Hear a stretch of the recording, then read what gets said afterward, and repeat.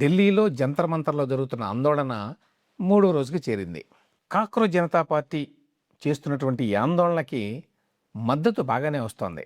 Neat పేపర్లు leak అయినటువంటి నేపథ్యంలో విద్యాశాఖ మంత్రి ధర్మేంద్ర ప్రధాన్ రాజీనామా చేయాలి అనేది వీళ్ళ ప్రధానమైన డిమాండ్. ఢిల్లీలో జరుగుతున్నటువంటి ఈ ఆందోళన ప్రస్తుతం దేశవ్యాప్తంగానే కాకుండా అంతర్జాతీయ మీడియా దృష్టిని కూడా ఆకర్షించింది. ఈ ఆందోళన నరేంద్ర మోడీ గారి ప్రభుత్వానికి పెద్ద సవాలు అని చెప్పి చాలామంది వ్యాఖ్యాతలు మాట్లాడుతున్నారు కూడా. ఇందులో చెప్పుకోదగ్గ విశేషం ఏంటంటే, ఒక సాంప్రదాయక రాజకీయ పార్టీ ప్రమేయం లేదు ఈ ఆందోళన వెనక. అలాగే ముందు వెనక ఎటువంటి హంగు ఆర్భాటం లేదు ఈ కాక్రోచ్ జనతా పార్టీకి. నిజానికి అదొక ఫుల్ ఫ్లెడ్జ్డ్ పార్టీ కూడా కాదు. మరి అటువంటి ఒక చిన్న సంస్థ ఈ స్థాయిలో మద్దతుదారులని కూడగట్టుకోవడం అనేది దేశంలో కొన్ని వర్గాల్లో గూడు కట్టుకున్నటువంటి వ్యతిరేకతని ప్రతిబింబిస్తుంది. ఈ స్థాయిలో కాక్రోచ్ పార్టీ నిరసనకి జనం తరలి వస్తారు అని చెప్పి ఈవెన్ బీజేపీ కూడా ఊహించలా. మొదటి రోజున నిరసనకారుల మీద పోలీసులు విరుచుకుపడ్డారు. ఎప్పుడు జూలై 20వ తేదీన మొదటి రోజున. అంటే ఆ వీడియోలు సోషల్ మీడియాలో కూడా బాగా ప్రచారమైనవి. దాంతో ప్రభుత్వం ఇంకా ఇరుకున పడింది. యాక్చువల్గా ఏంటి ఇంత దారుణంగా ఆ చిన్నపిల్లలను కూడా కొడుతున్నారు పోలీసులు అని. నిజానికి బీజేపీ మొదట్లో ఈ వ్యవహారాన్ని చాలా తేలిగ్గా తీసుకుంది. ప్రభుత్వాన్ని కదిలించగల శక్తి సామర్థ్యాలు కాక్రోచ్ జనతా పార్టీ లాంటి ఒక కలగోరగంప సంస్థకి ఎలా ఉంటుందని చెప్పి అనుకున్నారు వాళ్ళు. నిజానికి ఈ నీట్ పేపర్ల లీక్ తర్వాత బీజేపీ ప్రభుత్వం వ్యవస్థాపరంగా మార్పులు తీసుకురావాల్సిన అవసరం ఉంది అని చెప్పి ఈవెన్ రైట్ వింగ్ వ్యాఖ్యాతలు కూడా, అంటే వాళ్ళు బీజేపీ వ్యతిరేకులు కాదు వాళ్ళు కూడా అన్నారు. కానీ కారణాలు ఏమైనా బీజేపీ ప్రభుత్వం వాటిని ఏమీ పట్టించుకోవాలా, పెడచేవని పెట్టింది ఇట్లాంటి సలహాలని. వాళ్ళ స్టాండ్ ఏంటంటే, లీక్ జరిగింది, దాని మీద వెంటనే సిబిఐ దర్యాప్తుకు ఆదేశించాం, అరెస్టులు చేశాం, పకడ్బందీగా మళ్ళీ నీట్ పరీక్ష నిర్వహించాం, ఇంతకంటే ఏం కావాలి, ఇక దీని గురించి ఇంకా గొడవ చేయాల్సిన అవసరం ఏముంది అనేది బీజేపీ వాదన. ప్రధానమంత్రి నరేంద్ర మోదీ గారు కూడా అదే విషయం మాట్లాడారు నిన్న. కానీ ఇప్పుడు ఈ ఆందోళన రగిలించినటువంటి వేడి ప్రభుత్వాన్ని తాగుతోంది. అందుకే కాక్రోచ్ జనతా పార్టీ ప్రతినిధుల్ని నిన్న మంత్రి జేపీ నడ్డా కలిశారు. వాళ్ళ డిమాండ్లు ఏంటో తెలుసుకున్నారు.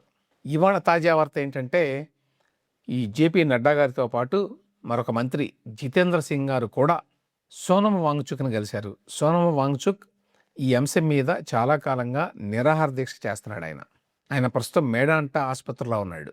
ఆసుపత్రికి వెళ్ళి కలిశారు వాళ్ళు. వెళ్ళి మేము ఈ అంశం మీద పార్లమెంట్లో చర్చకి రెడీ అవుతున్నాము అని చెప్పారు. విద్యారంగంలో సంస్కరణలు కూడా తీసుకురాబోతున్నాం అని అష్యూరెన్స్ ఇచ్చారు. కాబట్టి ప్రభుత్వం చేపడుతున్నటువంటి చర్యల మీద మీరు నమ్మకం ఉంచండి, ఉద్రిక్తతలను రెచ్చగొట్టొద్దు అని చెప్పి విద్యార్థులకు చెప్పండి అని ఆయనకి విజ్ఞప్తి చేశారు వీళ్ళు ఇవాళ.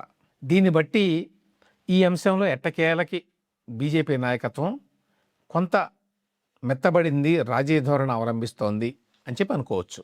అయితే కాక్రోచ్ జనతా పార్టీ వారి ప్రధాన డిమాండ్ ఏంటి?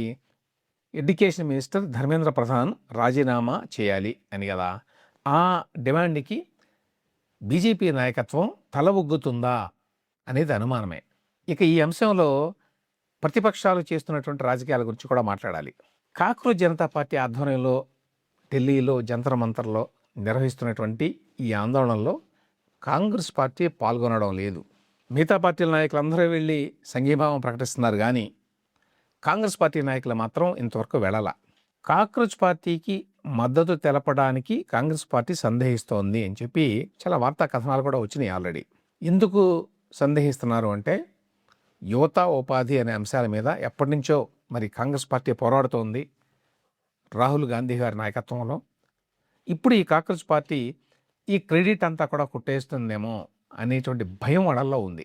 అందుకనే రాహుల్ గాంధీ, ప్రియాంక గాంధీలు వాళ్ళతోటి కలవకుండా సమాంతరంగా ప్యారలల్గా ఆందోళన చేశారు, ధర్నా చేపట్టారు. నిన్న ప్రైమ్ మినిస్టర్ మోడీ గారి ఇంటి ముందు ధర్నా చేశారు. ఇవాళకి కూడా వాళ్ళు సెపరేట్గానే ఆందోళన నిర్వహిస్తున్నారు. ఇక ఈ రాజకీయాలను పక్కన పెడితే ఈ కాక్రోచ్ పార్టీ ఉద్యమం ఇటు దారితీస్తుంది. ధర్మేంద్ర ప్రధాన్ గారు రాజీనామా చేయడం వల్ల వ్యవస్థలో మార్పు వచ్చేస్తుందని చెప్పి నేనైతే అనుకోవడం వల్ల. అదేవిధంగా ప్రభుత్వం మీద జనంలో నమ్మకం కలిగించడానికి ఇటువంటి చర్యలు కొంతవరకు తోడ్పడతాయి. అందువల్ల బీజేపీ ఈ విషయంలో ఒక మెట్టు దిగడం వల్ల దాని ఇమేజ్ పెరుగుతుందే కానీ తగ్గదు. ఇక రెండో పాయింట్, ఈ కాక్రోచ్ పార్టీ ఆందోళన నేపథ్యంలో ఇండియాలో కూడా నేపాల్, బంగ్లాదేశ్, శ్రీలంక లాగా యువత తిరుగుబాటు వస్తుంది అని చెప్పి కొంతమంది ఆశిస్తున్నారు. ఉద్దేశపూర్వకంగా ఇందుకోసం కొన్ని శక్తులు ఎగదోస్తున్నాయి, సెగరా చేస్తున్నాయని చెప్పి బీజేపీ పెద్దలు అనుమానిస్తున్నారు. వాస్తవం ఏంటంటే ఇండియా చాలా పెద్ద దేశం, సమస్యలు చాలా ఉన్నాయి. అయినా కూడా అదే సమయంలో దేశం ప్రస్తుతం ఆర్థికంగా, మౌలిక సదుపాయాల పరంగా ప్రగతి పదంలో వెళుతోంది. అభివృద్ధి ఫలాలు అందరికీ సమానంగా అందటం లేదు అనే మాట నిజం. అయితే అంత మాత్రం చేత దేశంలో అంతర్యుద్ధం వచ్చేటువంటి అవకాశాలు చాలా తక్కువ, బంగ్లాదేశ్లో లాగా, నేపాల్లో లాగా.